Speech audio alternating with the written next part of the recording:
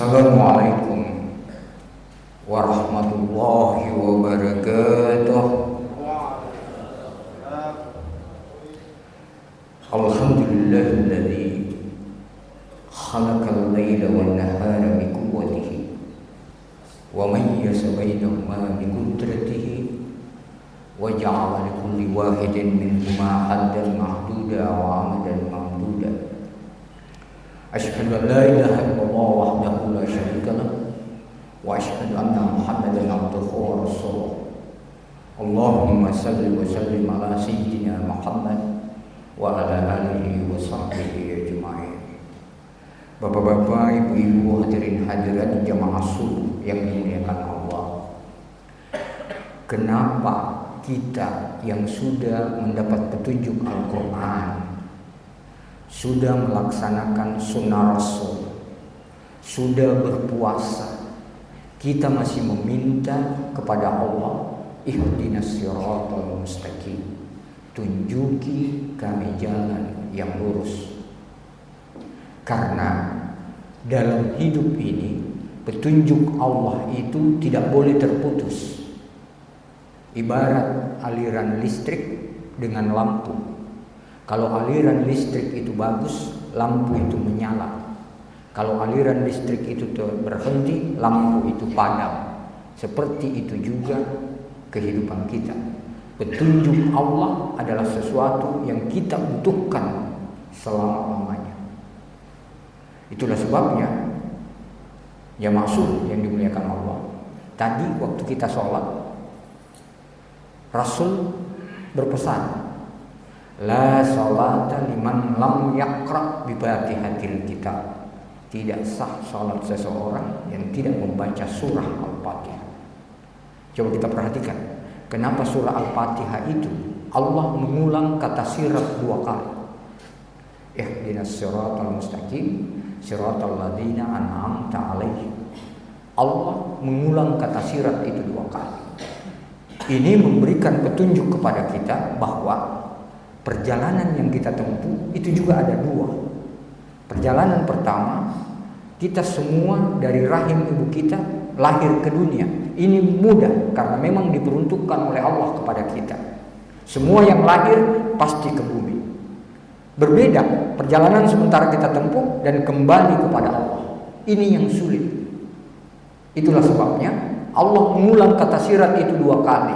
Allah memberi pilihan, kamu mau kembali kepadaku atau tidak kembali kepadaku, terserah. Maka Allah mengulang kata sirat itu 2 kali.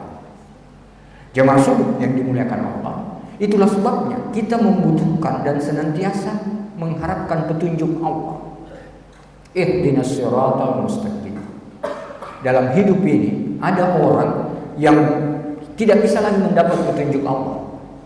Wa tarakahum fi zulumatin la yubsirun.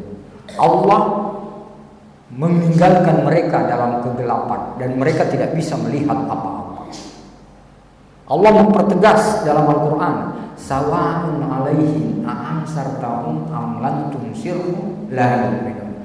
Sama saja kamu beri dia peringatan atau tidak kamu beri peringatan, mereka tetap tidak beriman. Karenanya jamaah subuh yang dimuliakan Allah, petunjuk atau nasihat dalam ajaran agama kita itu ada 2. Satu yang kita sebut dengan al-masmu', yang bisa didengar. Mana contohnya itu? Nasihat orang tua kepada anaknya, itu bisa didengar. Nasihat guru kepada muridnya, bisa didengar. Nasihat mubalik kepada jamaahnya, bisa didengar. Dalam hidup ada lagi nasihat yang lebih banyak, yakni yang kita sebut dengan al-masyhur. Kalau al-masyhur itu bukan hanya didengar, tetapi dia adalah yang disaksikan. Mana contohnya? Ketika Kabil membunuh saudaranya Habil. Bingung Kabil bagaimana menguburkan orang yang sudah mati. Lalu dia perhatikan, dia lihat burung ada mengais-ngais tanah. Dengan itu Kabil mendapat pelajaran bahwa kalau ada orang meninggal itu dengan menggalikan dia kubur lalu dimasukkan ke situ. Kabil mendapat pelajaran dari apa yang dia saksikan. Begitu juga Sunnun al-Misri. Sunnun itu adalah seorang waliullah. Nanti dia meninggal baru orang sadar bahwa dia waliullah. Kenapa? Dalam riwayat disebutkan Sunnun itu ketika keranda jenazahnya dibawa orang untuk ke pemakaman, semua burung yang ada di Mesir itu merapatkan sayapnya terbang di atas keranda Sunnun. Tidak seorang pun yang memikul keranda jenazah itu, karena dulu itu belum ada ambulans, masih keranda jenazah. Tidak seorang pun yang kena sinar matahari sampai selesai penguburan Sunnun al-Misri. Baru orang sadar dia adalah seorang waliullah. Apa yang ditangkap? Dia banyak memperhatikan nasihat Allah itu melalui apa yang dia saksikan. Satu ketika dia di Mesir, di Sungai Nil, naik perahu. Di perahu itu ada kata dengan kalajengking. Kata itu di atasnya ada kalajengking. Sunnun bilang, pasti ada pesan Tuhan di sini. Setelah dia lompat kata itu ke darat, dia ikuti kemana tujuan kata itu. Ternyata dia menuju ke bawah sebuah pohon. Di situ ada seorang pemuda laki-laki itu tertidur lelap, enak sekali tidurnya. Di sampingnya sudah ada ular yang siap mematok. Tapi dengan cekatan, kalajengking itu menjepit ular itu. Terjadi pergulatan ular dengan kalajengking. Mati ular itu. Sunnun mengatakan, Subhanallah, Maha Suci Allah. Dalam keadaan tidur saja, Allah masih menjaga kita. Lelaki itu bukan seorang waliullah, tetapi laki-laki biasa atau seperti kita ini semua. Jadi kita pun dalam keadaan tidur tetap Allah menjaga kita. Belum kita bisa mengucapkan Allahu Akbar, Allah sudah menjaga kita dalam rahim ibu kita masing-masing. Luar biasa. Sunnun mendapat nasihat pelajaran dari apa yang dia saksikan, bukan dari apa yang dia dengar. Jamaah subuh yang dimuliakan Allah. Lalu apa yang kita selalu minta itu? Ihdinas siratal mustaqim. Apa itu siratal mustaqim? Siratal mustaqim itu seperti dalam surah Yasin 60-61. Pengabdian kita diperuntukkan hanya kepada Allah, bukan kepada selainnya. Itu yang kita sebut dengan siratal mustaqim. Itulah sebabnya kalau ada orang yang puasanya berhasil, pasti dia tidak akan mencari nafkah secara sembrono.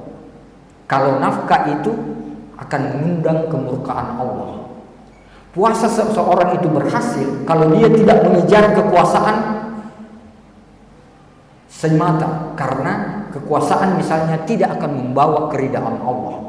Kalau puasa seseorang berhasil, dia tidak akan membela harga dirinya mati-matian. Kalau harga diri yang dia pertahankan tidak mendatangkan rahman dan rahimnya Allah. Jadi pengabdian hanya kepada Allah, bukan kepada selainnya. Itu yang kita sebut siratal mustaqim. Yang kedua, siratal mustaqim itu juga seperti sikap Ibrahim alaihissalam. Dan itu juga kepada kita dipertanyakan oleh Allah dalam Al-Quran. Kita ini jamaah subuh dimuliakan Allah, sementara menuju kepada Allah, karena kita semua mau kembali kepada Allah. Maka Al-Quran menanyakan, Pa'aina tashabun, hendak kemana kamu pergi? Karena diantara kita seringkali ada yang bingung. Allah berkata, Pa'aina tashabun, hendak kemana kamu pergi? Kita semua disuruh menjawab seperti jawaban Ibrahim. Qala inni sahibun ila rabbi sayahdin. Saya menuju kepada Tuhanku dan Tuhanku akan memberikan petunjuk kepadaku. Itulah sebabnya kita senantiasa memohon ihdinas siratal mustaqim. Jamaah subuh dimuliakan Allah. Makna ketiga dari siratal mustaqim itu adalah Islam. Inna dina indallahil Islam. Agama yang diredai hanyalah Islam. Itu siratal mustaqim. Yang keempat, siratal mustaqim itu Al-Quran. Salikal kitab la raiba fi hudan lil muttaqin. Jadi inilah kitab yang memberikan petunjuk kepada orang-orang yang bertakwa. Tidak ada keraguan di dalamnya. Ini namanya siratal mustaqim. Jamaah sekalian, kita kan semua, Pak Ustadz, Pak Imam pasti hafal. Kita semua menuju kepada Allah. Wattabi' sabila man anaba ilaih, summa ilayya marji'ukum fa'unabbi'ukum bima kuntum ta'malun. Ikuti jalan orang-orang yang telah kembali kepadaku, Siapa mereka yang telah kembali kepada Allah? Nabi dan Rasul, orang-orang saleh sepanjang sejarah. Allah menyuruh kita mengikuti itu. Kepadaku, kata Allah, kamu akan dikembalikan dan akan kukabarkan tentang apa-apa yang telah kamu kerjakan. Jamaah subuh dimuliakan Allah. Perhatikan, kenapa sholat kita tadi diakhiri dengan salam? Kenapa puasa kita nanti diakhiri dengan zakat? Kenapa haji kita, umrah kita itu diakhiri dengan kurban? Kenapa itu? Karena semua memberikan petunjuk. Yang ingin dicapai Islam itu adalah ketakwaan komunal, ketakwaan bersama, ketakwaan kolektif. Kenapa sholat jamaah itu lebih utama 27 derajat daripada salam munfarid, salat sendiri? Karena itu keinginan untuk mewujudkan kesalehan atau ketakwaan kolektif bersama. Bukan ketakwaan pribadi, bukan ketakwaan personal, bukan ketakwaan individu. Jadi jangan berpikir masuk surga sendiri. Mari kita berpikir masuk surga bersama-sama. Bagaimana caranya? Mereka yang diberi ilmu beramal soleh dengan ilmunya, diberi tenaga beramal soleh dengan tenaganya, diberi rezeki beramal soleh dengan rezekinya. Jamaah subuh pasti ada di antara kita berkata, rezeki sudah terbatas, ilmu juga begitu, tenaga apalagi. Tuhan masih memberi kesempatan sampai subuh ke-14 hari ini. Kenapa itu? Ketika kita berangkat dari rumah menuju masjid ini, insya Allah amal soleh. Lewat di jalan, mampir di masjid ini, insya Allah amal soleh. Mungkin ada yang baru habis tugas menuju masjid ini, amal soleh. Kenapa? Islam sudah cuma memberi 2 syarat. Semua yang kita kerjakan itu akan berujung menjadi amal soleh kalau lakukan dengan ikhlas, tidak bertentangan dengan syariat Islam, ujungnya menjadi amal soleh. Jadi jangan pilih-pilih kebaikan. Saya lakukan ini karena ini banyak pahalanya, saya tinggalkan ini karena ini kurang pahalanya. Jamaah sekalian yang saya hormati, tidak seorang pun di antara kita jamaah Masjid Ar-Rahman ini yang bisa memastikan kebaikan mana nanti yang mengantar kita ke surga. Jangan pilih kebaikan. Boleh jadi kita menyeberangkan orang di jalan ini, dengan itu dia selamat sampai tujuannya. Allah menilai itulah perbuatan yang paling ikhlas yang pernah kita lakukan. Dengan itu kita masuk surga. Karena jangan pilih kebaikan. Mari kita termotivasi untuk melakukan kebaikan-kebaikan. Karena semua ajaran Islam memang itu ujungnya mensucikan kita. Mari kita urut 2 kalimat syahadat yang kita ucapkan, ikrarkan itu untuk mensucikan hati kita dari kemusyrikan. Salat yang baru-baru saja kita laksanakan untuk mensucikan kita dari perbuatan keji dan perbuatan mungkar. Puasa yang sementara ini kita laksanakan untuk mensucikan kita dari bujuk rayu hawa nafsu. Zakat, sedekah yang kita berikan untuk mensucikan rezeki dan harta kita. Haji, umrah itu untuk mensucikan perjalanan kita kepada Allah. Jadi ujungnya mensucikan kita. Seperti itu juga kebaikan yang kita kerjakan. Tidak ada kebaikan yang merugikan pelakunya. Tidak ada kebaikan yang mengecewakan pelakunya. Karena dalam Islam setiap kebaikan yang kita kerjakan itu investasi akhirat. Setiap kebaikan yang kita kerjakan itu menjadi penghapus kesalahan-kesalahan yang pernah kita lakukan. Semakin banyak kita melakukan kebajikan, semakin banyak aspek kehidupan kita yang kita sucikan. Jemaah sekalian, boleh jadi ada di antara kita yang dengan susah payah mencari rezeki untuk nafkah keluarga. Islam memberi tuntunan. Keluarga atau bapak yang bersusah payah mencari rezeki seperti itu, maka tidak ada balasan baginya selain surga. Sebagai orang tua, kita punya anak, laki-laki atau perempuan, kalau kita mendidiknya dengan baik, menurut ajaran agama kita, tidak ada balasan yang setimpal bagi orang tua seperti itu, kecuali surga.